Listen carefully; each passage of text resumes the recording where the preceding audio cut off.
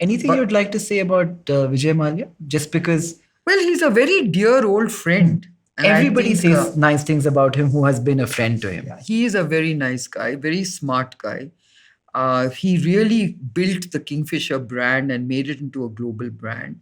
Well, he made a big blunder starting Kingfisher Airlines. And I think his biggest blunder was to, you know, be in a hurry to go international.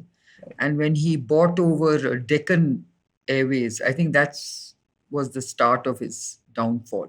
Because I think it was a big price to pay for an airlines in those days where the business was just beginning to take off. And you know that everyone who used Kingfisher Airlines swore by the service. Right.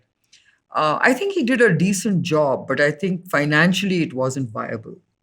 The beer business was booming. I think if he had stuck to beer, he would still be a very successful businessman. But I guess he is the kind of entrepreneur or serial entrepreneur who wants to do different things. What makes him so likable? Why do all his friends, like I know many of his friends, I don't know him, but every time a conversation about Vijay Mallya comes about, they all talk about him like a friend's friend. No, and he was a very generous, and he is a very generous man. You know, he loves his friends. He's very generous with his friends, and he did live his life king size. You know what I mean? He enjoyed, having very, very extravagant parties. He was the man who brought in a lot of concerts into Bangalore. He really livened up this city, this country. Of course, he was the quintessential billionaire in terms of his lifestyle. Right. You know, he started Formula One, introduced India to Formula One by having Force India as the team. He did so many things, and I really wish he hadn't got himself into this position where he had to finally, call it quits and go and seek refuge in the UK, because I think he belongs here. He should be back here, and he is such a likable person, and he has such a brand appeal to the youth. Yeah. And he has, in many ways, paid back a lot that he owed or all of what he owed. Right? Well, The he's paid principal. back everything he's Yeah. owed. So I don't understand why he's still being targeted. I think, the government should actually allow him back, because he can actually do a lot more than what he's doing right now. Because right now he's just sort of taking refuge in the UK. But I think if he comes back to India, I'm sure he would get back to being who he is, and I'm sure he'd do other things. And everybody kind of deserves second chances in I life, right? think so. Nobody's I think perfect. so. I think so. If we were to kind of like learn something from Vijay Mallya's story, and if the entrepreneurs watching have to take a lesson from that book, what do you think people should not do that he did?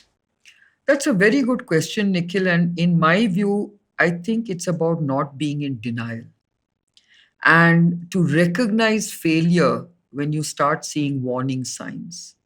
I think all of us procrastinate the decision to pull the plug.